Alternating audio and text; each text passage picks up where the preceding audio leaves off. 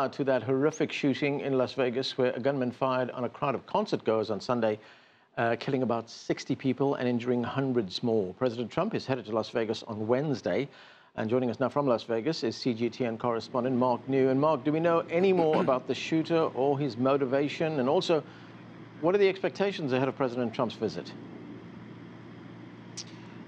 Sheriff Joseph Lombardo was asked that question, and he blankly said, no, they don't know anything about the motive, but that they will get to the bottom of it soon. Unfortunately, all we seem to be finding out more is how well armed this shooter was. They searched one of his homes today in Reno, Nevada, and found more weapons, 2 shotguns, ammo, and also some electronic devices. They didn't specify what those devices were, but they did say also in that hotel room in the Mandalay Bay that he fired from, they found lots of cameras, and including a camera that was attached to a service cart outside in the hallway. So they weren't clear as to whether he was using it to record himself and to record his crime, or whether that he wanted to use those for surveillance. So another thing that's appearing that could lead to some of the motivation is his girlfriend, Mary Lou Danley, who is an Australian citizen but born in the Philippines. Apparently, he transferred $100,000 to the Philippines just days before the shooting. We don't know whether it went to her. They have been in touch with her, and also they say that they've been in touch with the Philippine government about this. She's expected to return soon. They have classified her as a person of interest. Anand. Thanks, Mark. That's Mark New reporting there from Las Vegas. Simon, we look at this shooting in Las Vegas. It's happening with sickening regularity here in this country. I mean, if you look at it, if you think about it, this is one man who shot almost 600 people. It's absolutely astonishing, and there will be another one along in a minute. Next few days, next week, next few months. We all know we're going to be talking about this for the rest of time, because this is a country that is incapable of addressing the central issue, gun control, and the absence thereof across America, particularly in Nevada, some of the laxest gun control laws in the country. The president, his spokespeople insist the time is not right for a conversation about gun control. It would be premature to have a conversation about gun control, but it's okay to have a conversation about mental health. That conversation they're willing to have. The problem is, for these people, the time is never right to talk about gun control, and so they become complicit in these awful, awful events that are cutting down completely innocent Americans by the score. Dan, I want you to take a listen to what President Trump said about the shooting in Las Vegas. Let's watch. What happened in Las Vegas is in many ways a miracle. The police department has done such an incredible job, and we'll be talking about gun laws as time goes by.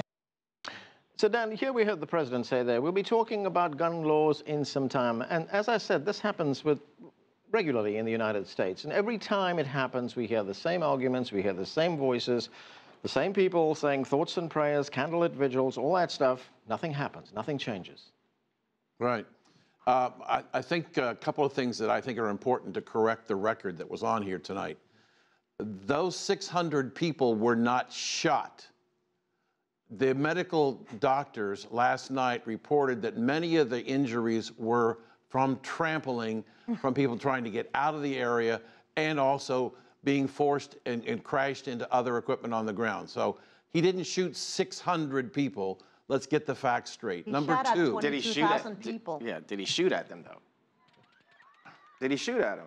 No, the representation on this show just recently was he shot 600 people. Well, he actually... You may want to get into semantics, but the point is that he shot at 22,000 people that were attending an open-air festival, not knowing that there were going to be targets, you know, not knowing that they were going to have to trample over each other and run to get away from this madman, you know. And the other thing that's not being discussed also that is relevant to the discussion is that every time you have an attack that involves an immigrant or, God forbid, a Muslim, it's all of a sudden immediately declared a terrorist attack. But when it's a white person involved, there's caution, there's let's look at the facts, let's wait, it's a lone wolf, it's never a terrorist attack. And when you look at the definition of what terrorism is, it should have been labeled a terrorist attack. There's always this thing where, you know, if it's a white person involved, oh, poor thing, he had mental issues. He should have been looked at before. And so that really irks a lot of people that I've been talking to,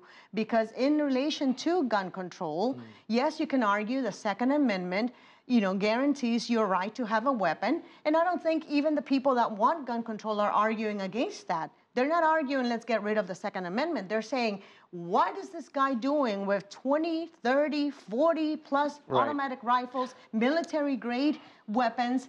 You know, you don't need that to go hunting. You don't need that for self-defense. And so, you know, Congress has failed once again to make gun control here in America. Finish your thought, Dan. I have to move on. Yeah, quickly. I make my point is, why are we not talking about the Democratic lawyer at CBS who said in a tweet that it was a good thing to kill the country people because they were Trump supporters? And she got fired from CBS, but why aren't we talking about the idea that it's okay to kill country people because they're Trump supporters? Well, so you just talked about it and she got fired. You just talked about it and she got fired. We're not talking about it because it's utterly irrelevant to the deaths of 59 minimum people in Las Vegas 2 nights ago. And, and you're distracting from the real issue at hand. Okay, let's do this one at a time. Simon, finish your thought there. So, I mean, the thought here is very clear. America's got a massive problem with gun violence. America will, at some point, either have to decide to deal with that problem by introducing sensible gun control laws, as every other industrialized nation around the world has done, or we're all going to continue watching this for the rest of time. Right, Atiba, people looking at this, people outside the United States looking at this, there are something like, 650 million guns in private hands, in civilian hands around the world. 300 million, 48% are in U.S. hands.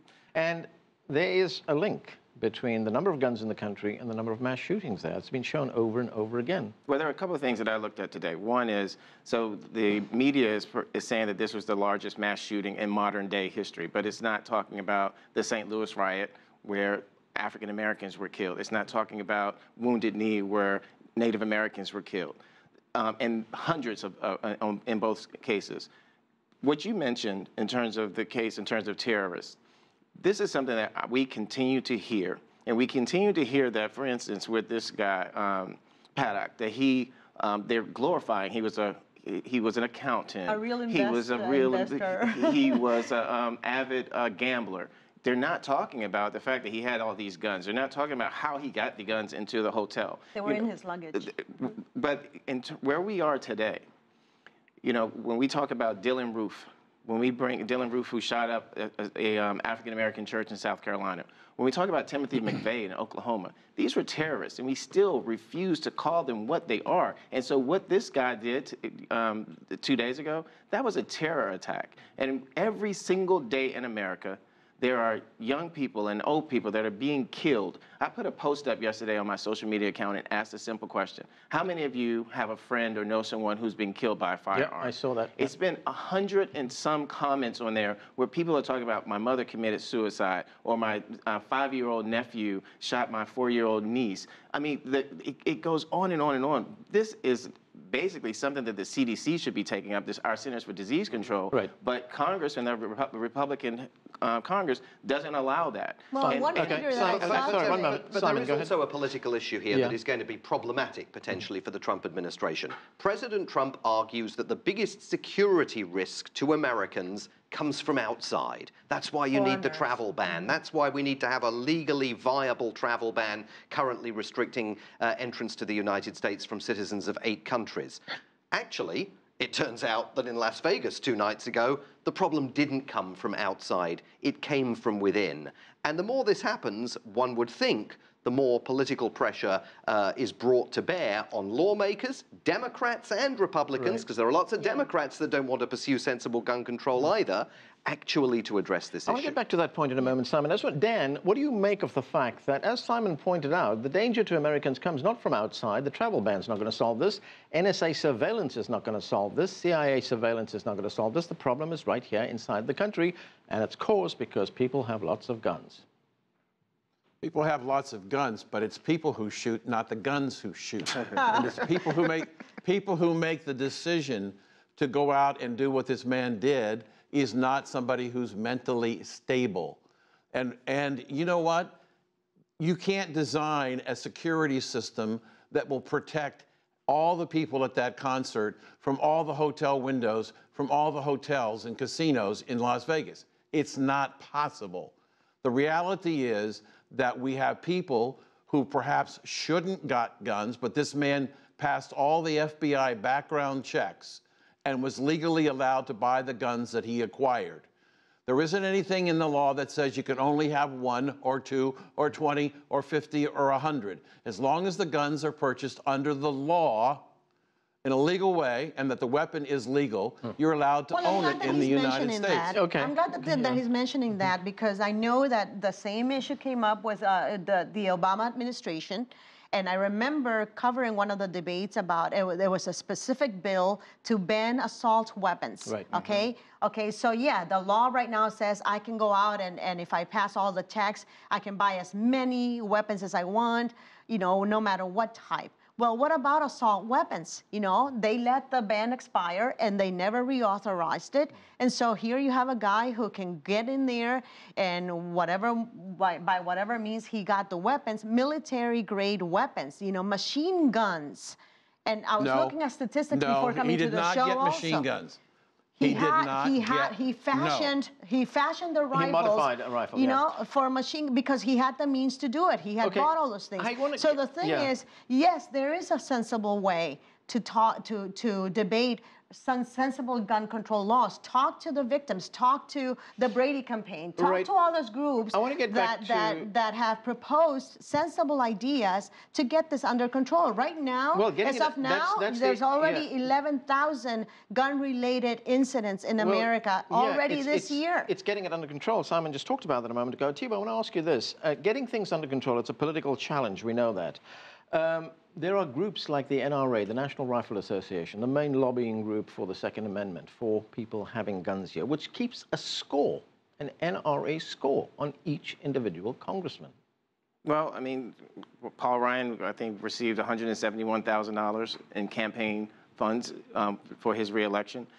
Money is big within the NRA. I think they put in $52 million a year in terms of, that's how much money they're spending lobbying. It's a huge lobby.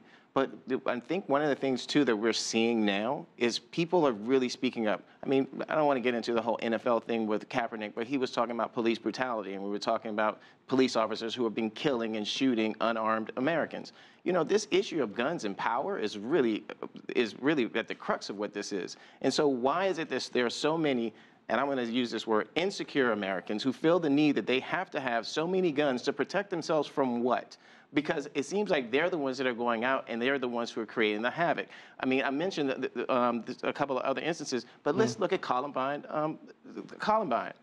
Those kids, I'm sorry, not Columbine was what? Sandy Hook. Let's think about Colorado Theater. Let's think about Congresswoman Gabby Giffords, who was shot and killed. We have had too many mass murders. The congressman just shot here in Washington not so long ago. Scalise. And Scalise is actually still saying that he's not for gun control. So, you know, we've got these competing arguments that keep going on within this. I remember with Sandy Hook, and another thing, well, I remember the NRA had a news conference right after Sandy Hook, or a couple of weeks after. Wayne LaPierre. And I remember, because I was like a few rows in front of him, you know, when he made the claim that this wouldn't happen if good people would be armed. He proposed actually arming schools, you know, so now teachers have to go around carrying guns. And so, you know, the one outrageous claim was that if only good people would be armed. I mean, really, seriously, those concert goers were going to shoot back. We got to go, Maria. We've run out of time. Thanks to all of you for being with us. Just one correction, Atiba. Gabby Giffords was not killed. She was injured. Thank you. Yes. Okay. Well, and she recovered. She did recover. Yes. Thanks to all of you for being with us. That's it for this edition of The Heat. I'm Anand Naidu in Washington, D.C. Thanks for being with us.